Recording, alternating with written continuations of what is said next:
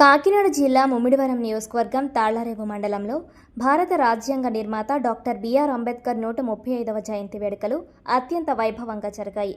మండల వ్యాప్తంగా పలు ప్రాంతాల్లో దళిత సంఘాలు, ప్రజాప్రతినిధులు, అధికారులు ఈ వేడుకల్లో ఉత్సాహంగా పాల్గొన్నారు. తొలుత ఎంపీడీఓ కార్యాలయం ఆధ్వర్యంలో టీచర్స్ అసోసియేషన్ సమక్షంలో అంబేద్కర్ జయంతి వేడుకలను అధికారికంగా నిర్వహించారు.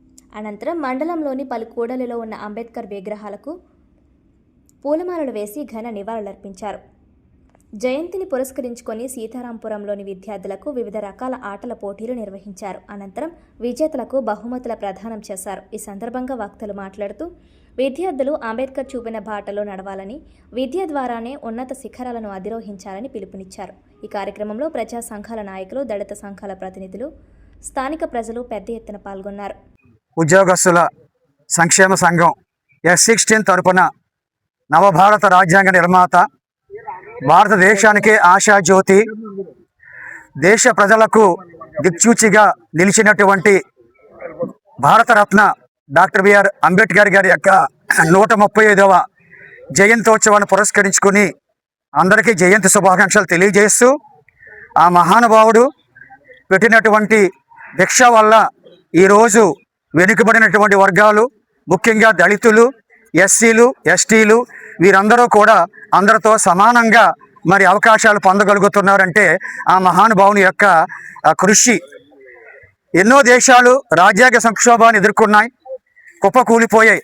కానీ భారతదేశం మాత్రం రాజ్యాంగ సంక్షోభాన్ని ఎదుర్కోకుండా ఈ క్షణం వరకు నిలబడగలిగిందంటే ఆ మహానుభావుడు భారతరత్న డాక్టర్ బిఆర్ అంబేద్కర్ పెట్టినటువంటి భిక్ష, ఆ దిక్సూచి అని మాత్రం దేశమంతా గ్రహించాల్సినటువంటి సమయం. ఐక్యరాజ్య సమితి కూడా వారి యొక్క మేధస్సును గుర్తెరిగి మరి ఈ రోజున ప్రపంచ జ్ఞాన దినోత్సవంగా వరల్డ్ విజ్డమ్ డే అనేటటువంటి డేగా జరుపుకునేటటువంటి తీర్మానం ఐక్యరాజ్య సమితి చేసిందంటే ప్రపంచ మేధావి అంబేద్కర్ భారతదేశానికి మాత్రమే కాదు ప్రపంచానికే నాయకుడు, ప్రపంచానికే దిక్సూచి అని ఐక్యరాజ్య సమితి కూడా అంగీకరించడం జరిగింది. మరొక ముఖ్య విషయం మనం జ్ఞాపకం చేసుకోవాలి. చాలా దేశాలు, ఎన్నో యూరోపియన్ కంట్రీస్ ఆర్థిక సంక్షోభంలో కూరుకుపోయి అప్పులు పాలైపోయి వాళ్ళ దేశాన్ని వాళ్లే ఏం చేసుకోవాలో అర్థం కాని పరిస్థితుల్లో ఉన్నప్పుడు కూడా మరి మన దేశం ఆర్థికంగా ఏమాత్రం నిలదొక్కగలిగింది అంటే ఆనాడు RBIని ఏర్పాటు చేయడం కానీ ఇటువంటి బృహత్తర కార్యక్రమాలు చేసినటువంటి మార్గదర్శి, దీర్ఘదర్శి శ్రీమాన్ భారతరత్న డాక్టర్ బిఆర్ అంబేద్కర్ యొక్క కృషి వల్లే ఇది జరిగింది. మాలో చాలామంది ఉద్యోగస్తులు అనేక సంవత్సరాలుగా ఇక్కడ బాబాసాహెబ్ వారికి మరి శ్రద్ధాంజలి ఘటిస్తున్నాం, జయంతోత్సవాలు జరుపుకుంటున్నాం.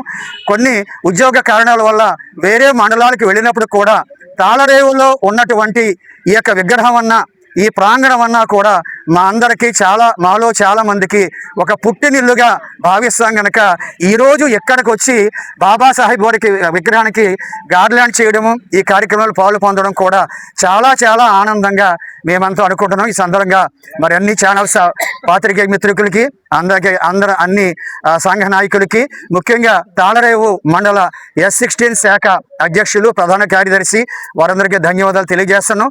పెద్దలు తెలియజేసినట్లుగా గతంలో మరి పెద్దలు ఎంతోమంది దున్నా జనార్దనరావు గారు, నాని మాస్టర్ గారు, ద్రోణాచల మాస్టర్ గారు, అలాగే కాశీ జానకిరాముడు గారు, దడాల వెంకన్న గారు, రేవు నాగేశ్వరరావు గారు, మాసాబతుల సత్యనారాయణ గారు వీరందరూ కూడా ఈ యొక్క కార్యక్రమాలకి ఎంతో కృషి జరిపినటువంటి వారు. కాశీ రవీంద్ర గారు వీరందరి మరి మార్గదర్శనంలో రాబోయే రోజుల్లో కూడా ఇప్పుడున్నటువంటి కార్యవర్గం ఇంకా ఎన్నో మంచి కార్యక్రమాలు చేపడుతూ మరి బాబాసాహెబ్ యొక్క అడుగుజాడల్లో నడవాలని తెలియజేస్తూ ఒక్క విషయాన్ని చెప్పి ముగిస్తాను.